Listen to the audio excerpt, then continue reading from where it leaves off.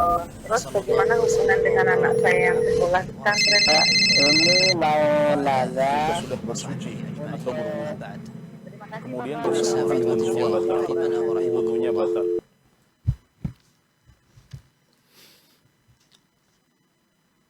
Bismillahirrahmanirrahim. Assalamualaikum warahmatullahi wabarakatuh. Ahlan wa sahlan wa marhaban bikum. Selamat berjumpa kembali pemirsa Fatwa TV. Dimanapun Anda semua yang berada, senang sekali. Dan pagi hari ini kita memuji Allah Subhanahu wa Ta'ala. Alhamdulillah Allah pertemukan kita dan tidak terasa pemirsa kita sudah masuk ke Ramadan hari ke-7. Sejatinya sisa bulan yang penuh kebaikan ini semakin berkurang dan semoga kita tergolong orang-orang yang bisa memanfaatkan sisa waktu di bulan Ramadan ini dengan sebaik-baiknya, karena kita tidak pernah tahu apakah ini adalah Ramadan terakhir kita atau tidak. Nah, di kesempatan pagi hari ini spesial Ramadan, Fatwa TV kembali hadir. Nah, kali ini di program live interaktif konsultasi keluarga yang diampu oleh guru kita Ustadz Dr. Syafiq Riza Hasan Basalamah MA, yang merupakan salah seorang anggota Dewan Fatwa Perhimpunan Al-Irsyad. Kita live dari studio Fatwa TV Jember dan beliau sudah bersama kami di studio. Kita akan sapa terlebih dahulu. Assalamualaikum Ustaz. Waalaikumsalam warahmatullahi wabarakatuh. Ahlan wa sahlan. Ahlan bikum. Gimana kabar Ustaz? Sabah al-khair. Alhamdulillah. Sehat Bi Ustaz khairin ya? wa afiyah. Alhamdulillah. Taqabbalallah minna wa minkum. Insyaallah. Ini apa Ramadan ini? Alhamdulillah. Tayyib Ustaz. Sudah enggak safar lagi Ustaz ya? Ramadan tahun ini? Belum safar. Belum. Kayaknya bakal safar kita. Nah, Masya Allah. Barakallahu Ustaz ya. Wafik wa Semoga barak. Allah berikan Hayakumullah. kesehatan dan kelancaran puasanya. Begitu juga dengan Anda, pemirsa Fatwa TV dimanapun berada, yang mungkin pagi hari ini sudah mulai bertebaran di muka bumi, mempersiapkan diri untuk aktivitas Anda. Dan ada baiknya, karena sekarang kita banyak kemudahan, teknologi bisa simak kajian dimanapun dan juga kapanpun, termasuk yang salah satunya adalah difasilitasi oleh Fatwa TV pagi hari ini. Nah, Anda juga bisa bertanya secara langsung. Program ini memberikan kesempatan bagi siapapun Anda untuk bisa berkonsultasi dengan Ustadz. Line telepon kami buka nantinya di 033154466087. Dan satu penelpon kita batasi satu pertanyaan ya, agar kita bisa berbagi waktu dan juga faidah dengan penanya yang lainnya.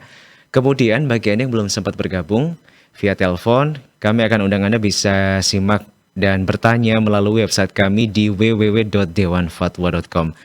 Nah, pagi hari ini juga turut bergabung dan merelay program live interaktif kami, diantaranya adalah Radio Binbas Yogyakarta, Radio Sahabat Tegal, Radio MDFM Probolinggo, Radio Hang FM Batam, Radio Amoeba Pangkal Pinang, Radio Saga FM Sumatera Barat, Gema FM Bontang, kemudian Al Hikmah Banyuwangi, Tua FM Riau, Radio Madinah Caruban dan juga Mas FM Seragen. Tapi pagi hari ini sebelum kita bacakan pertanyaan, kita akan dengarkan terlebih dahulu satu nasihat pembuka. Nah, tafadhol Ustaz. Masya Allah. Alhamdulillah. Wassalatu wassalamu ala rasulillah amma ba'd. Allahumma inni as'aluka ilman nafi'an wa rizqan tayyiban wa amalan mutaqabbala. Fatwa TV dimanapun antum berada, barakallahu fikum. Ya, tak terasa sepekan dari bulan Ramadan ini telah berlalu. Bulan yang penuh dengan berkah, yang sudah lama kita menanti dan menunggunya. Tiba-tiba dia pergi begitu cepatnya. Ya, hari demi hari kita akan meninggalkan bulan Ramadan ini, jemaah. Allah Azza wa Jalla mengatakan, Ya ayyuhalladzina amanu kutiba alaikumus siyam kama kutiba alal ladzina min qablikum la'allakum tattaqun. Wahai orang-orang yang beriman, diwajibkan atas kalian berpuasa sebagaimana diwajibkan atas umat sebelum kalian. Ingat, targetnya agar kalian bertakwa kepada Allah SWT. Maka bagaimana sekarang rumah tangga kita menjadi lebih baik di bulan Ramadan? suami yang mungkin biasa marah, mengangkat suara. Hendaklah dia melatih diri untuk menahan emosi. Karena dia sedang puasa. Dia mampu. Karena terbukti makanan yang halal dia tinggalkan. Minuman yang enak dia tinggalkan. Bahkan syahwatnya pun dia tahan. Bagaimana dikatakan dia tidak mampu untuk menahan emosinya sedangkan dia telah melatih diri untuk itu. Dan dalam rumah tangga perlu ada saling tolong menolong di bulan Ramadan ini. Mengingatkan untuk berzikir, mengingatkan untuk membaca Al-Quran, mengingatkan untuk memanfaatkan waktu dengan baik, mengingatkan untuk berdoa memohon kepada Allah Azza wa Jalla. Karena orang yang berpuasa memiliki doa yang mustajab. Lalu kita ambil bekal di hari-hari yang sudah berlalu ini untuk hari-hari yang akan datang. Karena puncak dari Ramadan itu ada di 10 hari terakhir dari bulan Ramadan ini. Barakallahu fiik.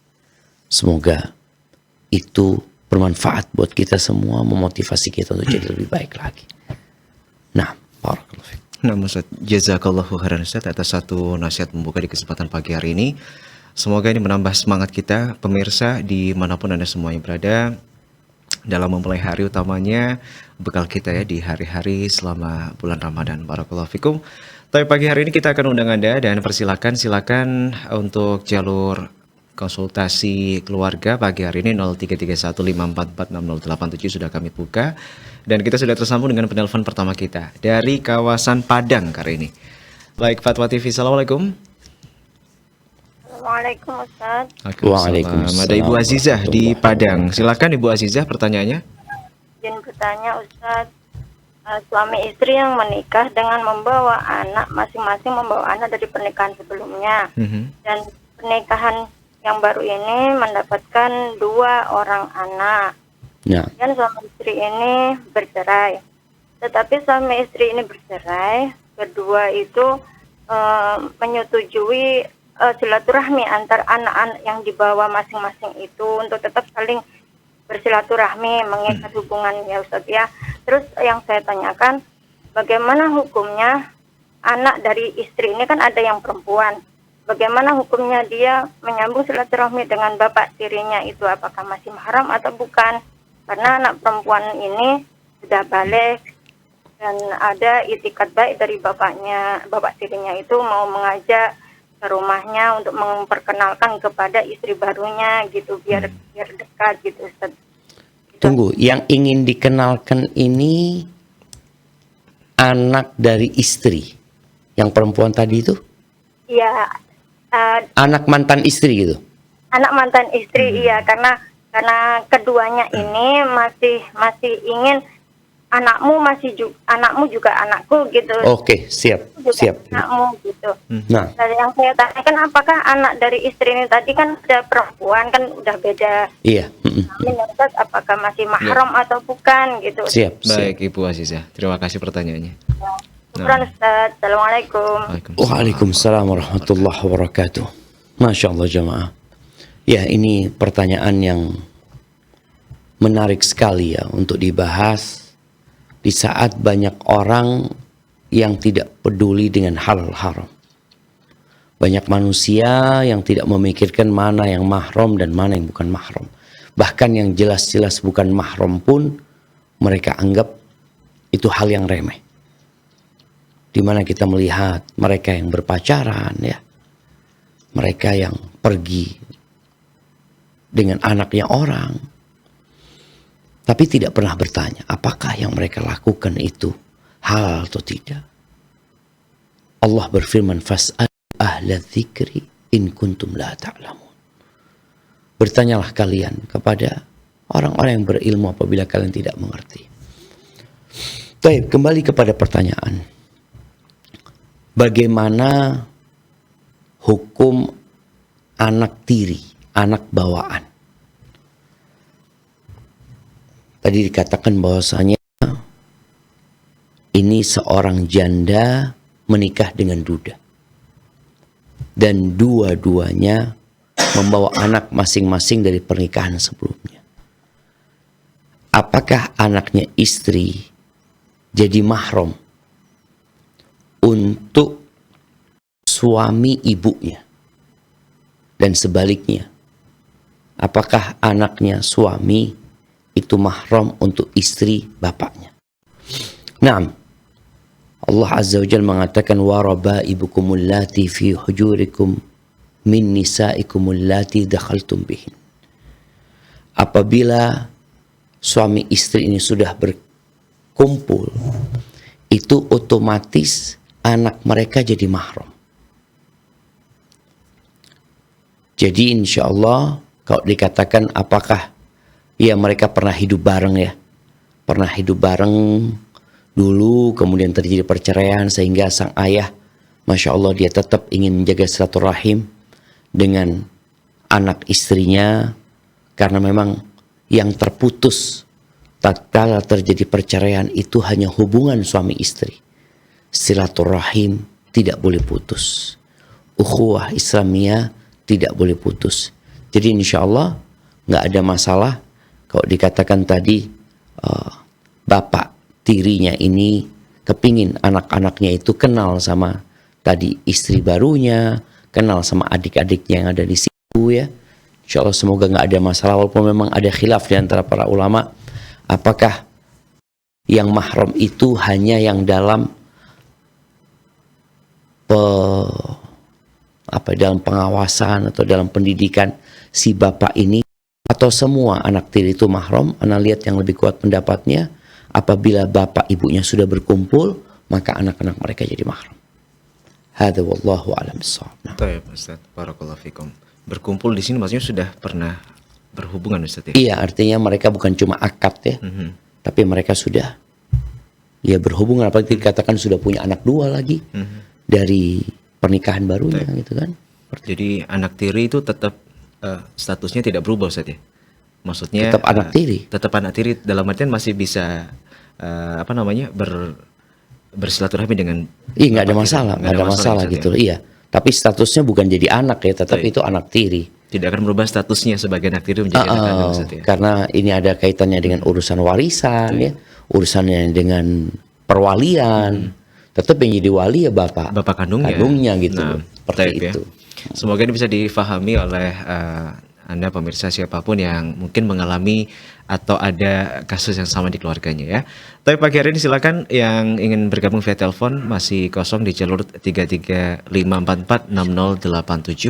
0331544687. Tapi Ustaz, sambil menantikan penelpon, kita akan bacakan kembali pertanyaan yang sudah masuk di jalur website kami. Pertanyaan pertama, Ustaz, dari saudara Rahmat Eka Pratama di Makassar. Assalamualaikum warahmatullahi wabarakatuh. Waalaikumsalam. Ustaz, saya pernah bertanya, saya pernah membaca, maksud kami, ditusuk kepala seseorang dengan pasak dari besi ini lebih baik daripada menyentuh wanita yang bukan mahramnya. Kemudian pertanyaan saya, Ustaz, lantas bagaimana dengan saya yang berprofesi sebagai ojek online? Nah, ketika penumpang saya hendak naik, dia selalu memegang pundak saya, Ustaz.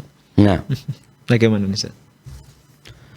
ya jemaah, ini sebuah fenomena yang menyedihkan ya. Tatkala laki perempuan mereka harus berdempetan, padahal diperintahkan untuk berjauhan. Maka nasihat ana lihat di beberapa ada ojek itu yang berusaha untuk membuat batasan antara laki dengan perempuan. Itu salah satu solusi. Solusi yang kedua memang tidak mengambil pelayan perempuan. Dan ini perlu kita galakkan bersama. Bagaimana kita lihat ada ojek perempuan. Ya udahlah, yang perempuan dengan yang perempuan. Yang laki dengan yang laki. Karena setan itu tidak pernah tidur siang. Dan dia akan terus menggoda dan menyesatkan manusia. Jangan pernah takut dalam urusan rizki tatkala engkau meninggalkan sesuatu karena Allah Azza wa Jalla. Mungkin sebagian akan mengatakan, ya gimana rizkinya ini dan itu. Innallaha huwar razzaq dzul quwwatil matin. Sesungguhnya Allah maha memberikan rizki dan dia maha kuat dan maha perkasa. Ketika engkau belum bekerja pun, engkau di perut ibunda, Allah udah kasih rizki. Engkau belum bisa berbicara, engkau belum bisa berdiri, Allah sudah kasih rizki. Jadi kalau bicara secara hukum agamanya ya nggak boleh seperti itu gitu loh ya. Maka tadi solusinya memang memberi batasan antara laki dan perempuan, atau engkau berdoa memohon kepada Allah supaya Allah kasih kau rezeki mobil. Jadi kalaupun ambil bukan yang ojek, yang motor, ojek, Ustaz, ya. yang motor ya. Terus kalau memang tetap pakai motor ya kan bisa milih ya, orang itu bisa milih. Ya kayak kalau dulu mungkin ojeknya bukan online ya. Kayak Manual, ojek yang manual konvensional. yang di pinggir jalan itu kan mereka kalau ada perempuan kan dia lebih suka gitu. Padahal seharusnya dia takut nggak perempuan anak nggak ambil seperti itu. Dan ini bukan kondisi yang darurat tuh saya, ojek dikatakan. Nggak darurat apa? Ada darurat itu ya. Artinya darurat itu kalau dia tidak bawa dia bakal Ada sesuatu yang terjadi pada dia. kemudian nggak ada pilihan lain. Tapi kalau kondisinya banyak pilihan Banyak pilihan, sebenarnya ya. baik. Contohnya gini mungkin ya, di tengah malam ada seorang perempuan, dia harus diantar. Kalau enggak ini akan membahayakan dia. Ya, nggak ada lagi, nggak ada pilihan pada waktu itu. Tapi kalau urusannya di siang hari dan orang itu bisa, dia pun bisa meng-cancel ketika dia tahu ternyata perempuan ya, dia minta maaf ini dan itu. Pilihannya, hidup itu pilihannya. Kalau bicara terpaksa yang lain lagi. Karena kalau bicara terpaksa itu yang haram jadi boleh gitu. Nah, Ustaz. Cuman hati-hati jangan melabeli segala sesuatu sebagai yang terpaksa, Ustaz. Ya itulah orang-orang ini terpaksa. Apaan terpaksa gitu Nanti ya. hal biasa jadi terpaksa, Ustaz ya. Tapi ya ini masukan dalam artian ini semoga mungkin didengar, Ustaz ya, untuk penyedia-penyedia jasa ojek online ya. Kalau bisa mungkin ada fitur yang mungkin menyediakan bisa tahu kliennya itu laki-laki atau perempuan, atau mungkin ojeknya laki-laki atau perempuan, Ustaz ya. Iya. Tapi ada sebagian yang beranggapan itu bias gender kata mereka ya. Padahal sebenarnya sekarang di Jakarta aja mereka bingung bagaimana memberikan privasi kepada perempuan ya. Subhanallah. Mereka berpikir itu karena banyak pelecehan buat perempuan ini di tempat-tempat umum gitu loh. Ya di kereta ya, sehingga ada gerbong khusus sekarang buat Kereta wanita, Ustaz. kereta wanita. Subhanallah. Kok ketika kita bicara ojek mereka nggak mau gitu loh. Subhanallah. Nah ini sebenarnya untuk memberikan Nah, apa ya, penghormatan kepada para wanita supaya nggak dilecehkan. Baik. Ini istrinya orang gitu loh. Gimana bisa naik sama antum? Baik. Terus dia dalam kondisi disebutkan pegangan ya. Ini tentunya fitnah. Baik. Dan kita disuruh menghindari fitnah itu. Allah mengatakan wala taqrabuz zina. Jangan mendekatin zina. Ada lagi yang ngomong antumlah hatinya kotor mungkin. Kalau anda bersih nggak ada perasaan apa-apa gitu kan. Karena udah bercampur sama setan kadang kala udah nggak berasa gitu. Baik. Oh, Ustaz ya. Barakallahu fikum. Barakallahu. Ini semoga jadi satu saran ya, mungkin usulan, semoga ini bisa menjadi solusi. Dan sekali lagi ini satu bentuk memuliakan seorang wanita juga, Ustaz ya. Nah, Bukan justru merendahkan tapi memuliakan seorang wanita.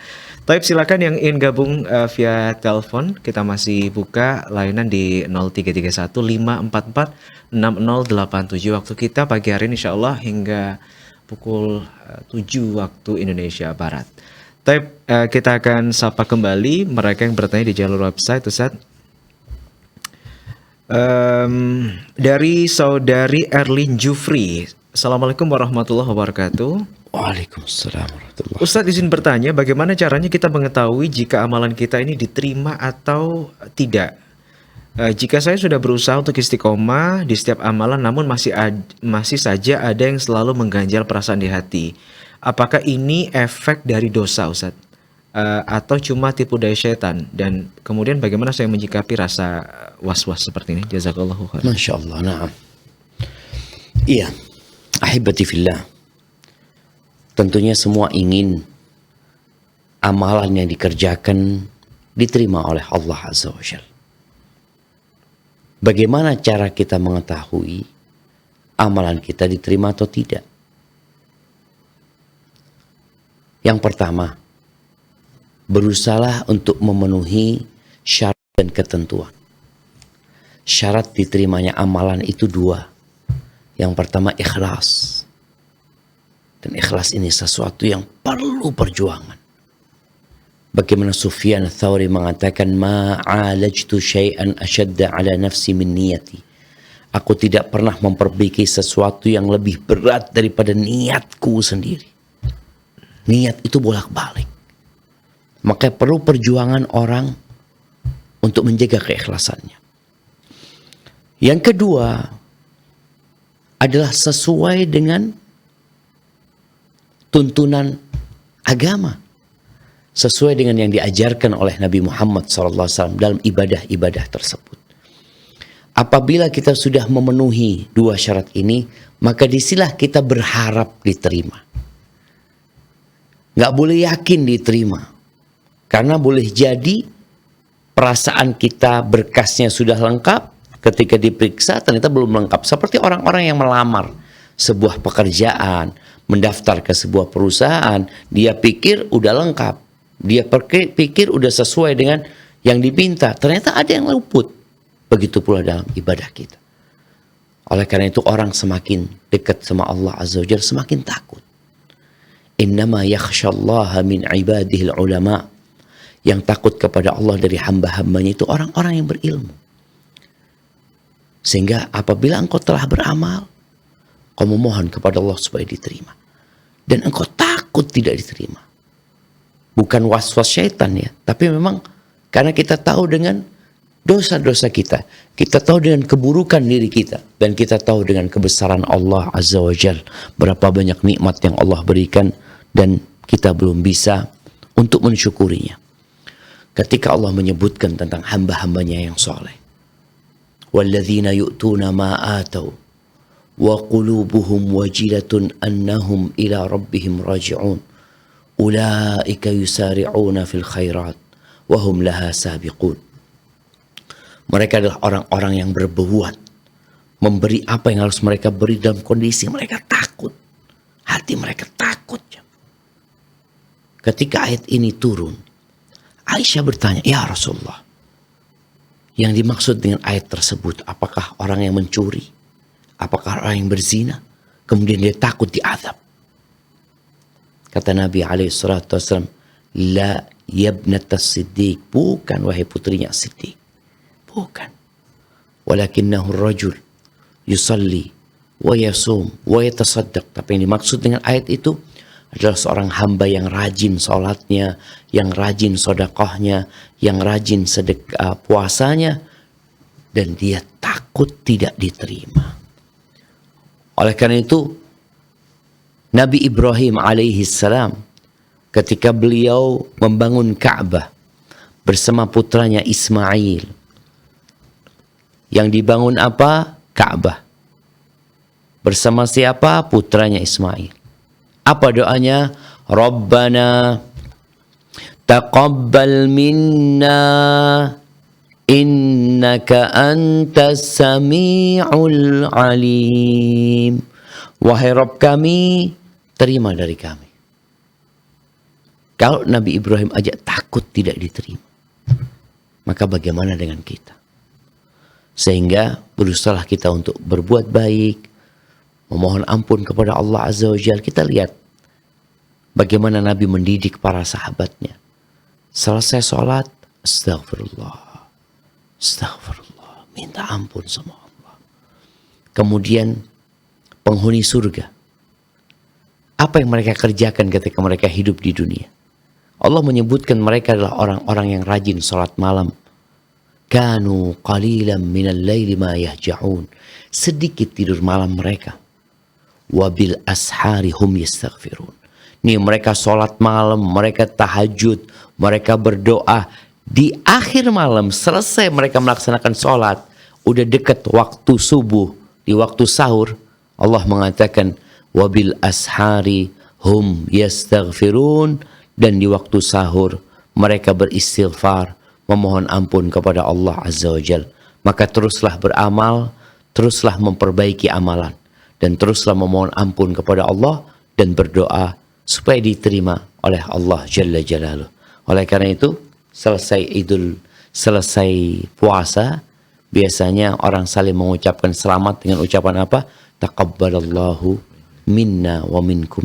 Semoga Allah menerima dari kami dan dari kalian. Barakallahu fikum. Barakallahu Ustaz, semoga bermanfaat ya untuk penanya tadi. Tapi ini ada pertanyaan menarik Ustaz. Dari saudara Dani Anggriansyah di Surakarta ya. Assalamualaikum warahmatullahi wabarakatuh Ustaz. Waalaikumsalam warahmatullahi wabarakatuh. Ustadz, amalan apa ya untuk seorang muslim yang mana seorang muslim ini termasuk orang yang miskin sedangkan dirinya ingin sekali bisa bersedekah di bulan Ramadan? Masya Allah, Masya Allah. Ya, ini pertanyaan muncul ya, karena dia tahu dengan fadilah sedekah. Bagaimana orang ketika hendak meninggal dunia atau dia mati, dia kepingin sedekah. Dan sedekah itu tudfi'u ghadabar Rabb, memadamkan amarah Allah Azza wa Jalla.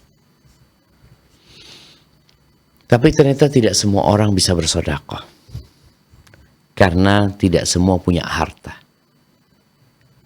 Akan tetapi dalam agama kita, ternyata sedekah itu bukan hanya dengan harta.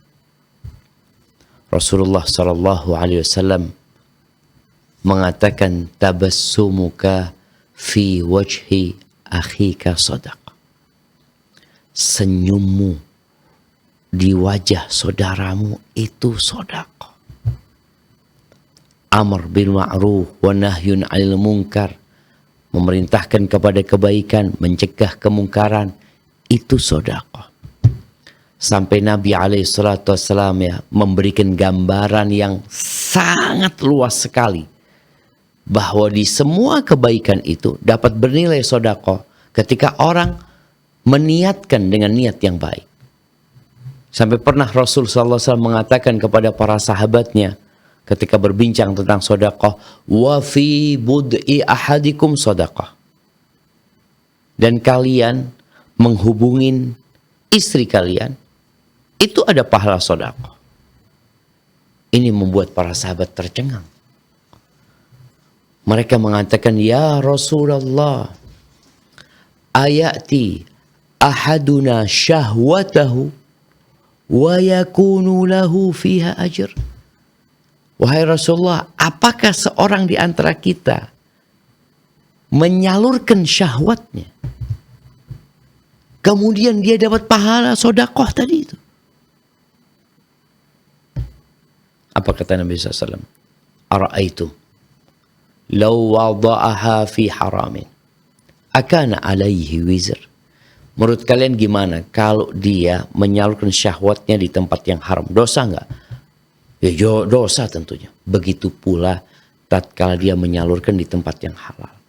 Maka bagi teman-teman khususnya yang bertanya, ada banyak pintu-pintu kebaikan yang bernilai sedekah. Di bulan Ramadan ini, kita melihat di beberapa masjid mereka menyediakan makanan berbuka untuk orang-orang yang berpuasa. Maka bagaimana kau memanfaatkan hal itu? Engkau nggak punya uang, bukan engkau yang berbagi, tapi engkau membantu membagikan buka puasa. Kadang-kala Anda lihat ada yang buka takjil atau berbagi takjil di lampu merah. Engkau tawarkan diri, saya yang bagikan. Saya nggak punya uang, tapi saya punya tenaga. Saya nggak punya uang, tapi saya punya waktu. Sehingga engkau tetap dapat bagian sedekah itu. Ahibati fillah, kam min amalin saghir. Berapa banyak amalan yang kecil jadi besar gara-gara niat. Dan sebaliknya ada amalan yang besar tapi jadi remeh gara-gara niatnya. Maka jaga niatmu, lihat pintu-pintu kebaikan, dan terus berdoa memohon kepada Allah Azza wa Jalla. Yang terakhir berkaitan dengan sedekah ini. Engkau kalau melihat orang kaya rajin bersedekah, engkau niatlah. Ya Allah, kalau aku punya harta seperti fulan, aku akan berbuat seperti fulan. Dia bangun masjid, aku akan bangun masjid. Dia berangkatkan orang umroh, aku akan berangkatkan orang umroh. Dia beli tanah, bebaskan tanah, aku akan bebaskan tanah. Kata Nabi SAW, engkau sama dia sama. Walaupun engkau belum bersedekah, tapi engkau dengan niat yang benar, jujur, Allah akan kasih pahala. Hada wallahu a'lam bissawab. Nah. Nah, Ustaz, barakallahu fikum. Semoga bermanfaat ya untuk perannya kita tadi. Jadi sedekah itu bukan hanya perkara harta materi, Ustaz ya. Mungkin hukum asalnya sedekah itu materi lah. Nah, Artinya kalau orang mau sedekah ya materi. Artinya jangan antum punya fulus, antum mau senyum doang gitu. Maksudnya gitu. Karena antum, oh gitu setia, berarti anda nggak perlu sedekah nggak perlu fulus sedekah gitu. fulus.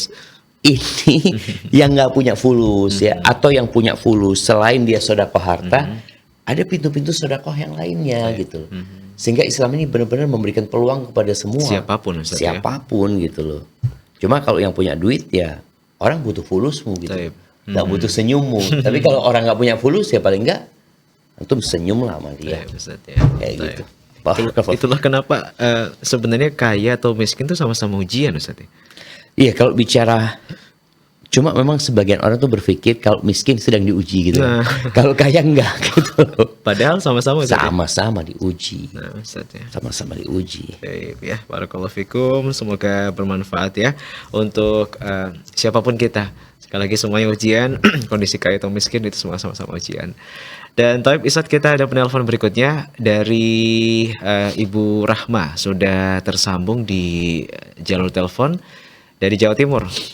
Baik, Fatwa TV, Assalamualaikum. Waalaikumsalam warahmatullahi wabarakatuh. Ya, silakan Ibu Rahma, pertanyaan Anda. Assalamualaikum Ustadz. Waalaikumsalam warahmatullahi wabarakatuh. Ahlan wa sahlan. Naam, tafadhali. Iya, ini sebenarnya kemarin sudah saya tanyakan di tabligh apa, tapi mungkin belum terbaca Ustadz. Siap. Ini pertanyaannya itu, nenek saya itu sudah stroke, sudah pikun. Semakin berat itu. Usianya kurang lebih sudah 90 tahun lebih. Masya Allah. Sudah 2 tahun ini. Kalau mempunyai keinginan itu jika tidak dipenuhi itu sama anaknya, sama ibu saya, sama anak-anak yang lain atau sama cucunya itu marah-marah dan apa ya, bilangnya itu mendoakan sesuatu yang jelek itu, misalkan dipanggil-panggil nggak dengar apa tuli apa gimana gitu. Iya, iya. Padahal anak-anaknya itu sudah berusaha merawat dengan semaksimal mungkin. Tapi masih ingat sama anak-anak ya? Kadang-kadang masih ingat, kadang juga sudah kalau itu nggak nyambung setiap. Nah ini puasa, cuma kadang-kadang minta minum. Nah masih puasa gitu. Sering kali satu hari itu bisa 5 kali minta minum dan lupa kalau itu masih puasa. Tapi alhamdulillah sampai hari ini masih puasa. Masih puasa, berarti sadar lah. Iya sadar, cuma ya gitu. Kadang sambung, kadang enggak, maksudnya pikunya itu Ustaz. Iya, berarti nggak selalu. Pikunnya itu kadang datang, kadang Iya. kadang pergi. Iya, iya benar. Terus kalau menyikapi hal seperti itu yang kadang-kadang mendoakan sesuatu yang jelek itu, bagaimana sikap kita? Baik Insya Allah. ya. Kayak anak. Sikap keluarganya berarti ya, yang harusnya bagaimana Ibu Rahma ya? Berkaitan dengan yang ridha Allah adalah ridha orang tua. Nah, Baik, Masya Allah. Ini subhanallah. satu lagi. Mohon maaf, kita batasi Bu Rahma ya, satu penelpon satu pertanyaannya. Taib. Barakallahu fikum. Fikum barakallah. Nah, Ustaz. Masya Allah, barakallahu fiik. Iya. Allah Azza wa Jal menjadikan hidup ini ujian. Tajri riyah bima la tashtahi sufun. Terkadang angin bertiup tidak sesuai dengan keinginan nelayan. Kita tidak ingin ada badai. Nelayan terkadang ingin ke timur tapi angin ke barat. Apa yang harus dilakukan? Menerima takdir ilahi. Dan menjalani hidup ini dengan meminta pertolongan kepada Allah Azza wa Jalla. Ada yang diuji sama orang tuanya. Ada yang diuji sama anaknya. Ada yang diuji sama kakak, sama adik. Ada yang diuji sama keponakan. Inilah kehidupan. Apa sikap anak ketika diuji sama orang tuanya? Maka bersabar. Menjadikan hal itu sebagai ladang pahala. Ini menjadi sesuatu yang perlu ditanamkan. Ketika seorang tahu ini ladang pahala, di situ ada banyak pahala, di situ ada keridhaan Allah, maka orang akan semangat. Seperti seorang petani yang menggarap sawahnya dan dia tahu sawah ini sangat menjanjikan sekali. Namun memang mungkin medannya berat, kemudian cuacanya buruk. Tapi karena dia yakin, maka itu akan membuat dia tidak patah semangat. Dia akan semangat dan bersungguh-sungguh. Tadi udah disampaikan oleh yang bertanya Ibu Rahma bahwasanya Rasul SAW mengatakan ridha Allah fi ridhal walid wa sukhtullah fi sukhtil walid. Keridhaan Allah bergantung dengan keridhaan orang tua dan murka Allah bergantung dengan murka orang tua. Bagaimana menghadapi tadi orang tua yang sudah sepuh, yang biasanya karakternya berubah plus terkadang pikun. Artinya ketika dia sadar ya sudah hukumnya orang yang sadar gitu. Tapi kadang-kadang dia pikun ya dia orang akalnya nggak ada bersama dia ketika itu.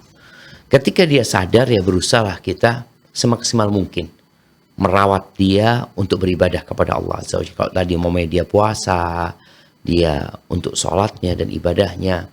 Yang terkadang orang yang sudah sepuh ini kalau keinginannya tidak dipenuhi dia akan marah-marah. Pertama lihat apabila keinginannya itu dapat dipenuhi sama keluarga dan bukan hal yang memberatkan, bukan hal yang membahayakan, maka penuhi. Tapi kalau ternyata membahayakan, ya jangan. Karena kadang-kadang orang sakit ini mintanya aneh-aneh. Yang kalau kita kasih, mungkin kita dianggap berbakti. Tapi di sisi lain ternyata kita membuat dia semakin sakit. Enggak. Maka dilihat mana yang bermanfaat dan mana yang dibutuhkan dipenuhi. Kalau ternyata hal itu membuat tadi sang nenek ini mengumpat, memaki, bahkan mendoakan keburukan, ketahuilah bahwasanya selama mereka tidak melakukan kezaliman, insya Allah aman. Tapi kalau ternyata sang nenek dizalimi, ingat doanya orang yang dizalimi mustajab. Apalagi orang tua dizalimin lagi. Jadi intinya selama anak-anak itu sudah maksimal merawat neneknya, tapi terkadang ada orang tua yang boleh jadi karena dia sudah sepuh, boleh jadi ada orang tua yang memang kurang agamanya. Dia merasa anaknya nggak berbakti, dia memaki anaknya, dia nyumpain anaknya. Ingat, Allah tidak mengabulkan doa apabila ada unsur dosa di situ. Dan la yuhibbullahu al-jahra bisu'i minal qawli illa man zulim. Allah nggak suka dengan doa-doa minta keburukannya kecuali orang yang dizalimin. Jadi kalau ternyata nggak dizalimin, insya Allah aman. Itu mungkin yang bisa dilakukan oleh anaknya, dan tatkala memang ada kondisi yang membuat mereka berat, minta tolong sama Allah. Selalu memohon pertolongan kepada Allah Azza wa Jalla, dan sekali lagi menganggap detik-detik bersama orang tua menjadi ladang pahala buat mereka. Jadi ada mungkin yang tuh pernah dengar ungkapan satu ibu itu bisa merawat 10 anak. Tapi satu anak. 10 anak belum tentu bisa merawat satu ibu. Masya Allah. Karena cintanya orang tua sama anak itu nggak dibuat-buat. Tulus Ustaz ya. Ya bagaimana dia nunggu ya. Ketika hamil ditungguin anaknya, Allah kapan dia lahir ya. Ketika dokter ngomong ini harus bed rest ya, dia bed rest demi anaknya dia lakukan di bulan Ramadan ini. Ketika dikatakan kamu jangan puasa, nanti bahaya anaknya, gak puasa dia. Benar-benar sebuah cinta yang nggak bisa dibeli. Tapi kecintaan anak sama orang tua itu harus dibangun, harus ditumbuhkan. Kayak antum udah sibuk punya keluarga, antum punya kesibukan, antum juga punya anak. Kecintaan antum sama orang tua ini harus dibangun gitu loh. Kadang-kala anak-anak ini, kayak sekarang Ramadan nih, bentar lagi orang-orang pada mudik ya. Sebagian mereka setahun sekali ingat sama orang tuanya gitu. Padahal orang tuanya tiap doa ingat sama anaknya. Bahkan subhanallah ya, orang tua itu mungkin makan sesuatu yang disenengin sama anaknya. Dia ingat sama anaknya. Tapi kalau kita mungkin tinggal ceritanya doang sama orang tua pernah makan enak. Subhanallah. Jadi seperti itu. Jadi memang butuh kesabaran ya. Anak merawat orang tua itu butuh kesabaran, Kalau orang tua merawat anak itu, ya biasanya lebih kepada ketulusan dan cinta Insya Allah. mereka. Ya gitu. Baik, Ustaz. Afikum barakallah. Ya, semoga nasihat ini sekali lagi menambah kecintaan seorang anak yang saat ini mungkin sedang diuji memiliki orang tua ataupun mungkin tadi nenek Ustaz ya yang sedang sakit, karena memang katanya orang tua yang semakin tua ini kembali lagi ke perilaku seperti anak kecil Iya. Ustaz ya. Nah, maka ini juga di bulan Ramadan ya. Ada sebuah doa Nabi SAW supaya kita nggak pikun. Karena pikun itu sebenarnya buat kita sudah nggak ditulis, umur kita kan udah habis kan. Betul, Kita, ya, Ustaz. artinya akal kita udah nggak ada. Seperti itu, walaupun kebaikan-kebaikan yang kita lakukan insya Allah akan tetap ditulis ya kalau kita biasa melakukan itu. Cuma memang yang kedua akan jadi ujian buat keluarga orang Yang merawat, pikun, Ustaz, yang ya. merawatnya. Nabi berdoa itu, wa a'udzubika an uradda ila ardhalil umur. Ya Allah, aku berlindung kepadamu dari dikembalikan kepada umur yang rendah. Masya Allah. Tadi antum sebutkan. Nah, Ini seperti anak-anak lagi gitu loh. Beliau berlindung dari itu. Kemudian beliau juga berdoa ya. Makanya kita doa itu kadang-kala perlu juga belajar. Aku mau minta apa gitu loh. Ada hal-hal yang seharusnya kita pinta, nggak pernah kita pinta. Masya Allah. Karena kita lebih melihat kepada yang ada di depan mata. Padahal ada sesuatu yang mungkin terjadi 20 tahun lagi. Antum umur berapa sekarang? Umur 33. Nah, 30. Antum berdoa nggak untuk 40 tahun ke depan? Kan kadang-kadang enggak orang. Orang berpikir, Yang enggak, sekarang doa yang terjadi. sekarang lah. Masalah sekarang, doa sekarang. Doa sekarang. Baik. Padahal ada sesuatu yang kita nggak tahu bakal terjadi. Beliau berdoa itu. Kemudian beliau juga berdoa, Allah mematti'na bi asma'ina. Ya Allah, jadikan kami bisa menikmatin pendengaran kami. Wa absarina. Dan penglihatan kami. Wa quwwatina ma ahyaitana. Dan kekuatan kami ya Allah. Selama kami hidup. Jadi minta supaya fisik kita ini tetap sehat selama hidup. Waj'alhul waritha minna. Dan jadikan kami mati masih sehat. Itu terjadi sama Nabi SAW. Dan itu diajarkan, ternyata itu diajarkan doa itu Ustaz ya. Nabi yang baca Masya doa Allah. itu gitu Nah. loh. Artinya kita jangan cuma berpikir, oh ana untuk jaga kesehatan, olahraga. Ada ikhtiar-ikhtiar fisik Iya, doang seperti Ustaz itu ya. loh. Nah. Minta sama Allah Taib, gitu, Ustaz. seperti itu. Nah, barakallahu fikum, semoga bermanfaat ya untuk penanya tadi. Kemudian kita akan sambung kembali ke penelpon berikutnya. Terima kasih telah menunggu. Ada Ibu Rosmin dari Pacitan. Fatwa TV, Assalamualaikum. Waalaikumsalam warahmatullahi wabarakatuh. Iya, barakallahu fik. Silakan Ibu Rosmin, ini pertanyaan Anda. Assalamualaikum warahmatullahi wabarakatuh, Ustaz. Waalaikumsalam warahmatullahi wabarakatuh. Ahlan wa sahlan. Kabar Bu Rosmini? Iya, ya, alhamdulillah baik, baik. Ini saya ingin menanyakan tentang masalah makanan di siang hari, Ustaz. Saya pernah bertanya sama Ustaz Sunah juga, memberi makanan saja. Ada orang minta makanan sisa sahur, katanya itu untuk makan, itu tidak boleh, karena saya pernah mengalami. Tapi kalau orang yang berjualan makanan sudah siap saji di bulan puasa ini, bagaimana di syariat kita, Ustadz? Apa diperbolehkan atau termasuk membantu kemaksiatan? Berjualan Ibu maksudnya? Iya, berjualan makanan. Ya, Oh. seperti biasanya kalau Yang ndak buka boleh- warung di siang hari seperti itu. di siang hari. Itu bagaimana? Apa diperbolehkan apa enggak? Masya Terima Allah. kasih jawabannya. Saya katakan Assalamualaikum warahmatullahi wabarakatuh. Waalaikumsalam warahmatullahi wabarakatuh. Gimana, Ustaz?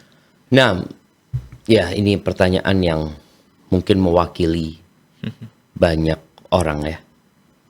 Karena biasanya di 10 hari awal Ramadan kita masih ke hari ke-7, itu warung masih pada tutup.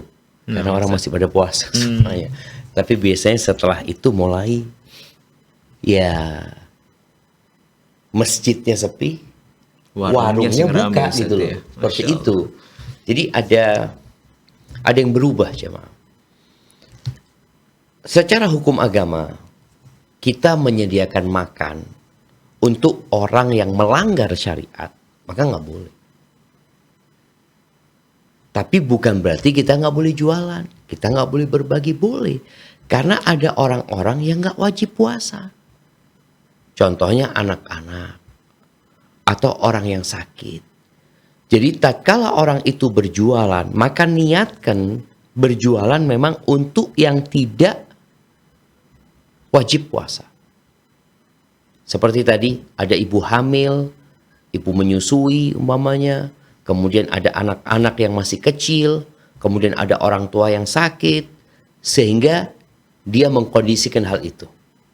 Dan tatkala dia buka warung, boleh jadi dia tulis, tidak melayani kecuali orang yang berhalangan. Wanita yang datang bulan, umpamanya kan, dia nggak wajib puasa. Dia juga mungkin mau masak di rumah ya, nggak mau masak buat diri sendiri juga nggak enak. Mungkin dia kepingin beli. Jadi niatkan memang bukan untuk memberikan ya kesempatan buat orang-orang yang tidak berpuasa, tapi untuk orang-orang yang memang berhalangan. Mereka juga tidak diwajibkan puasa seperti. Jadi insya Allah nggak ada masalah. Tapi kalau ternyata kita tahu pelanggannya adalah orang-orang yang sehat, muslim yang sehat, tapi memang nggak puasa, maka dihindari untuk melayani mereka. Dan katakan, afwan, kita tidak melayani. Kecuali untuk orang-orang yang secara agama, dia dibolehkan untuk tidak berpuasa. Dan kita perlu berani, jemaah.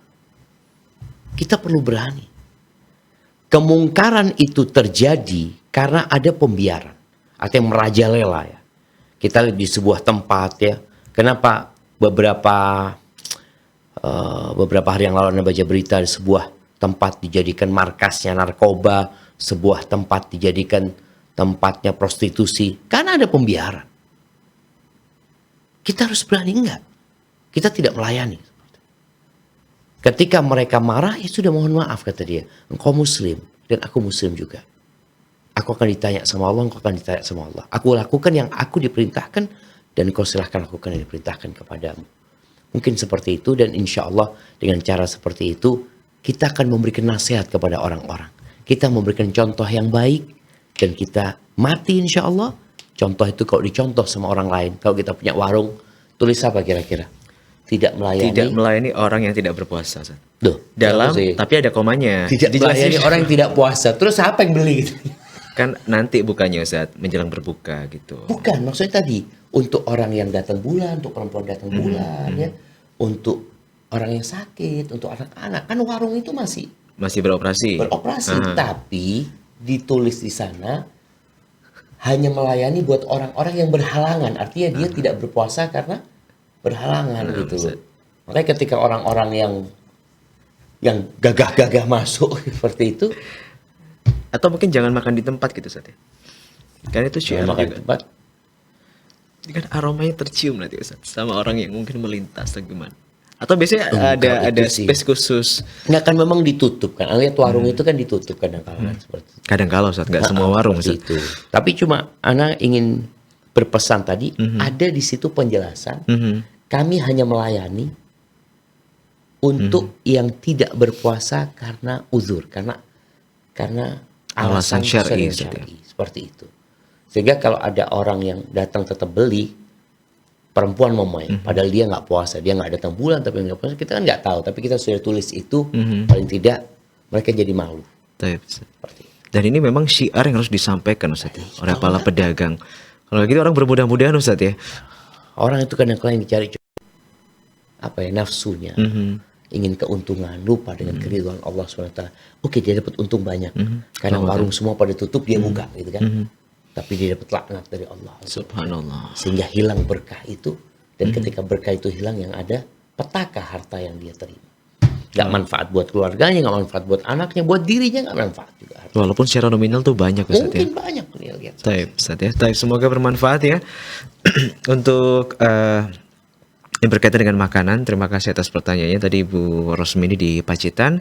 Dan ini jadi satu nasihat bahwa syiar Islam itu sekali lagi yang menyampaikan bukan cuma Ustadz ya. Bahkan mulai dari pedagang makanan pun ini bisa berdakwah Ustadz ya. Semuanya itu punya Bisa tugas berdakwah. menyampaikan agama Allah. Bukan hanya cuma Ustadz. Subhanallah. Taib, Ustadz ya. Barakallahu fiik. Semoga bermanfaat sekali lagi untuk pemirsa. Kita akan bergeser ke Sumatera Utara Ustadz. Kali ini sudah tersambung bersama kami ada Pak Ino. Baik, Fatwa TV. Assalamualaikum Pak Ino. Waalaikumsalam warahmatullahi wabarakatuh. Iya, silakan Pak Ino pertanyaan Anda. Perihal akikah ini Ustaz. Nah, Apakah mesti dikumpulkan tulang-tulang dari daging akikah supaya alasannya tidak dimakan oleh binatang anjing dan sebagainya. Apakah ini sahih, Ustaz? Masya Allah. Dikumpulkan gimana maksudnya Pak? Maksudnya setelah dimasak? Setelah dimakan supaya tidak berserakan, dikumpul supaya tidak termakan nanti oleh binatang anjing begitu. Maka ini syar'i. Terus mau diapakan tulangnya Pak Ino? Maksudnya ditanam. Dikumpulin, dikubur gitu. Oh, dikubur seperti itu. Oke. Maksudnya tidak dibuang sembarangan seperti itu Pak ya? Assalamualaikum warahmatullahi wabarakatuh. Waalaikumsalam. Gimana Assalamualaikum Ustaz? warahmatullahi wabarakatuh. Iya. Ana baru pertama dengar ya tentang hal itu. Memang ada beberapa riwayat yang menyebutkan tulangnya itu nggak dihancurin. Jadi kan kambing itu ada sendi-sendinya. Jadi tanpa harus menghancurkan tulangnya, tapi dipotong di sendi-sendinya. Tapi itu pun yang Ana tahu tidak sahih ya. Wallahu a'lam bishawab. Kalau dikatakan apakah makanan akikah itu tulangnya harus dikumpulin kemudian dikuburkan, Ana nggak tahu ada yang seperti itu.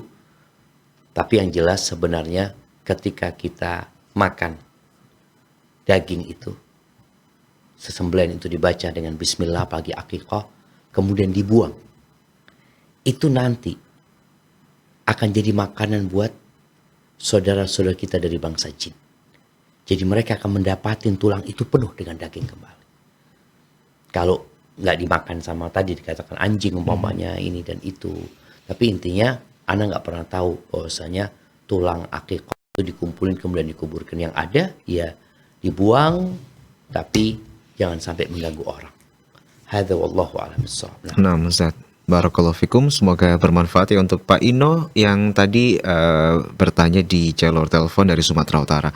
Tapi kita akan bacakan pertanyaan berikutnya, masih ada waktu di kesempatan pagi hari ini. Silakan pemirsa, ada yang ingin bertanya secara langsung kepada Ustadz, berinteraksi, line telepon masih kami buka ya 0331544687. Kemudian kita akan bacakan pertanyaan berikutnya Ustadz dari saudari Leni di Semarang. Di usia berapa Ustadz anak-anak ini seharusnya sudah mulai diajarkan berpuasa secara afdal? Artinya pembelajaran yang akan melekat pada anak-anak tersebut. Kemudian bolehkah mengajak itikaf?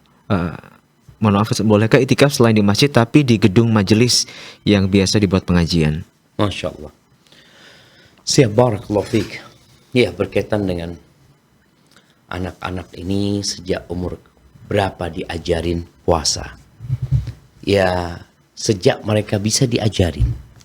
Karena ada anak-anak yang belum bisa dikasih tahu. Tapi ada anak-anak yang sudah mumayyiz, yang sudah bisa membedakan antara kanan dan kiri, sudah bisa diajak ngomong, mungkin umur 7 tahun ya, atau sebelumnya pun.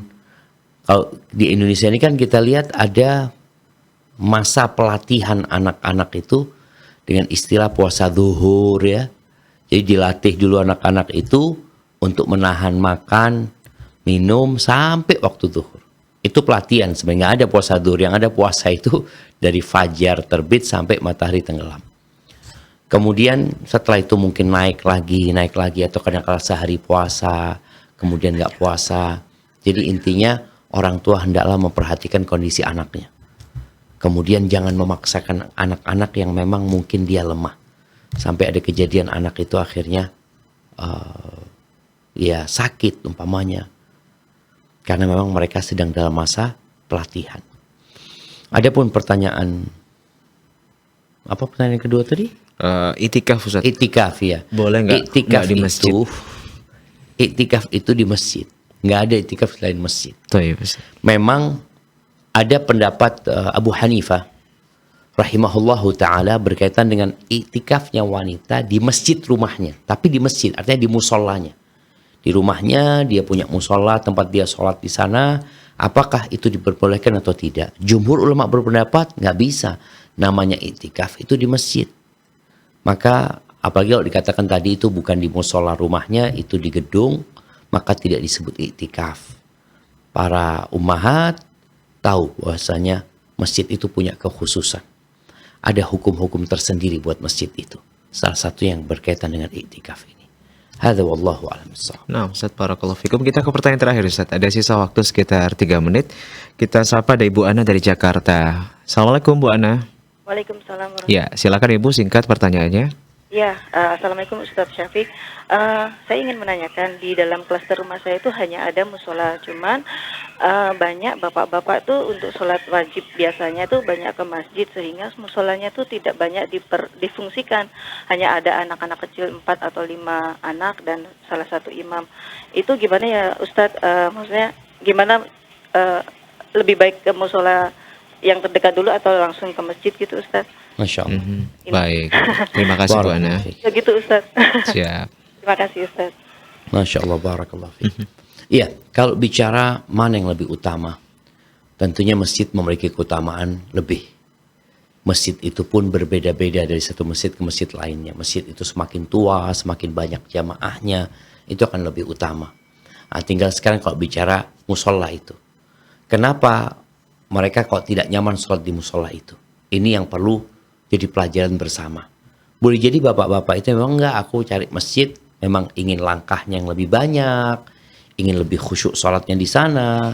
Kalau di musola yang di klaster itu, boleh jadi tadi hanya imam dan anak-anak yang sholat.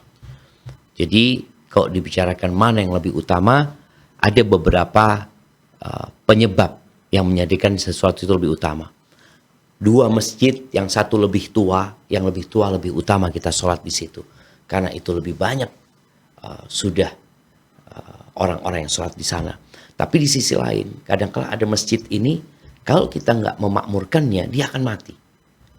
Maka boleh jadi kita memilih sholat di sana demi untuk memakmurkan tempat tersebut. Ini juga bisa menjadi PR bersama buat teman-teman yang ada di klaster tersebut, bagaimana memakmurkan masjid ini menjadi lebih nyaman orang sholat di sana, ya, imamnya lebih bagus bacaannya umpamanya, sehingga orang yang ke masjid sama ke situ boleh jadi di tempat itu lebih enak dan lebih khusyuk sholatnya umpamanya seperti itu. Hadza wallahu a'lam bissawab. Nah. Baik Ustaz, barakallahu fikum. Terima kasih, itu pertanyaan terakhir dan jawaban terakhir Ustaz ya. Insyaallah. Allah harusnya atas waktu dan ilmu yang diberikan untuk kita semuanya. Dan kita juga sampaikan terima kasih bagi Anda pemirsa Fatwa TV yang telah bersama kami. Mohon maaf ya kalau mungkin ada telepon atau pertanyaan yang belum sempat kita bacakan dan juga sampaikan kepada Ustadz karena memang keterbatasan waktu kita. Dan sampai bertemu kembali insya Allah di program Live Interaktif Spesial Ramadan, dimulai dari hari Senin sampai dengan hari Ahad ya. Barakallahu fikum, dan sampai ketemu kembali insyaallah di live interaktif berikutnya. Assalamualaikum warahmatullahi wabarakatuh. Waalaikumsalam. Ya Allah. Terus bagaimana hubungan dengan anak saya yang sekolah di pesantren? Ini mau nanya. Sudah bersuci atau belum? Terima kasih Kemudian Bapak.